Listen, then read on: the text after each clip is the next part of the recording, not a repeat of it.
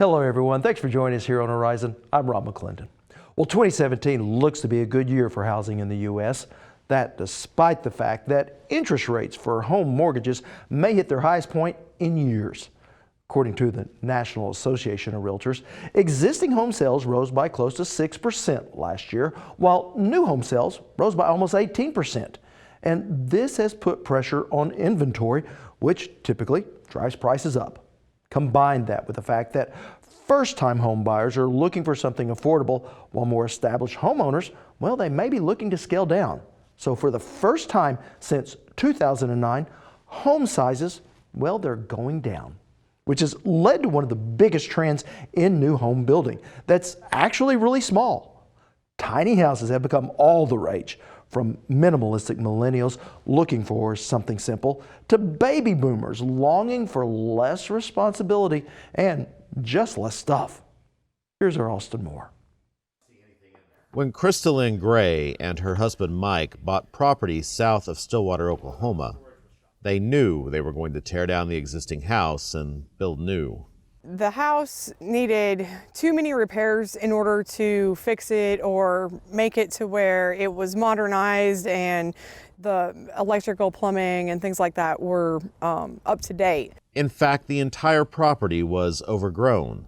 So rather than building the house they eventually want, they started with this small cabin. It was a lot easier than coming up with a house plan and knowing where to put the house on the property, since there's, a lot of different places where you can do that. Full-size stove, you have the microwave, cabinets. The challenge came in the move.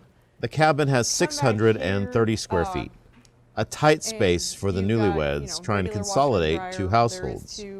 Mike would tell you that that's been a lot simpler and a lot easier. I would tell you that that's been horrible, because we went from big closets and big bathrooms, big rooms, to very small spaces. It's figuring out what you can put in here, what doesn't fit in here, what you absolutely have to have, what you don't need to have. So some pain in transition, but a final home that is not without its benefits. So once in a while, you miss certain things, but it's pushed us outside, and it's made us do probably different things than what you normally would in a house.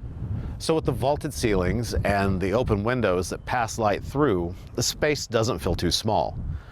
But you put two adults there, a teenager, you throw in an ice storm and you lock them in place, it's pretty tight. But it works for the Grays for now. Still, for some, this space is overkill, because there is in the real estate industry right now a counterculture, if you will, that really enjoys tiny homes. What makes a house tiny is something arguable. Some insist a tiny home have less than 200 square feet, but most seem to settle in the 400 to 500 square foot range for an upper limit. In some places, they are built on traditional foundations, but in others, they must be mounted on wheels. That is because local zoning ordinances often don't allow for a single-family dwelling this small.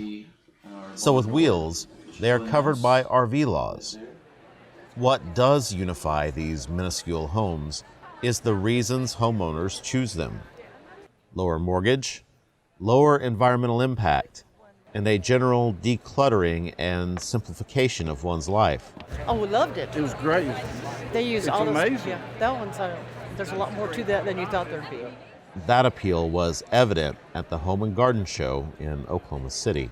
We can put a ventless unit, which we are wired for. We just decided not to do it on this one. Tulsa-based tiny home builder Michelle Wonder. I've run into a 68-year-old. She's selling her traditional home. She's sick of cleaning and maintaining it, and she really wants to live simpler.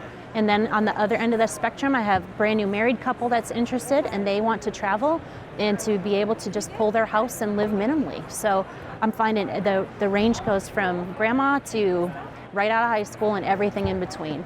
Part of that appeal is that the scale allows for a home with high-end features for the cost of an SUV. We're going probably $2,000 to $2,500 per linear foot of trailer. So if you've got a 10-foot trailer, you could probably expect to pay $20,000-ish. If you're looking at a 20-foot trailer, you'd probably fall into the $40,000 to $50,000 price range, depending on the finishes that you want in the home. So that it's going to vary. You know, if you want granite countertops, you can expect that to be on the high end. But for this crowd, willing to stand in line for a quick look, it isn't just about chucking it all. For some, it's about having it all. In Oklahoma, I think that the tiny home movement is going to be largely based on the hunting and lake type crowd, fishing, and just people being able to have a second home, the kind of the people who are a little bit older and have more fluid income and stuff like that. Another place these tiny homes are catching on is in education. Cy Bowles teaches construction at Meridian Technology Center in Stillwater, Oklahoma. We teach students all aspects of residential construction. So we're going to build a tiny house as a kind of a capstone project this year. They're fine-tuning those framing skills, and they're also learning a lot about how to put a small project together, because they had to draw it out and they had to do all the planning, do all the estimating, because we want to broaden the mind as well as develop the hands. The more they work with the stuff between their ears, the more valuable they're going to be. So if I go from a 3,000 square foot home to a 200 square foot home, I'm going to build it the exact same way. It's just how much material I'm putting into it. Christopher Brubaker has completed the construction program at Meridian and is now studying electrical and masonry in hopes of becoming a general contractor. This experience changed my attitude to education drastically. I hated school. I hated school with a passion. But having this hands-on approach has changed it where I wake up every morning, I'm excited because there's something new I'm going to learn that's going to help me later on. And that was part of it was learning this is something that I'm not just going to learn so I can take a test. This is something I'm learning so I can be productive in society and life. I can make money. Crystalline Gray will be looking for a contractor like Christopher to build her next house. Something a bit more traditional in size, leaving the cabin for family, friends, and weekend rentals. But she says she may find herself missing the small space. It'll be probably strange on the other end to go back into a full-size house where you have all that extra space and stuff, and maybe, I don't know, maybe that would be something where when you get there, you go, oh my gosh, we just don't need all this. So while tiny houses may be on the extreme end of scaling down, the National Association of Home Buyers says prospective buyers are increasingly willing to trade square footage for amenities. Now, at the top of their list, buyers are looking for a separate laundry room, energy-efficient features from windows to appliances, and programmable thermostats. Now, also topping off buyers' wish lists are patios with good exterior lighting and a full bath on the main level.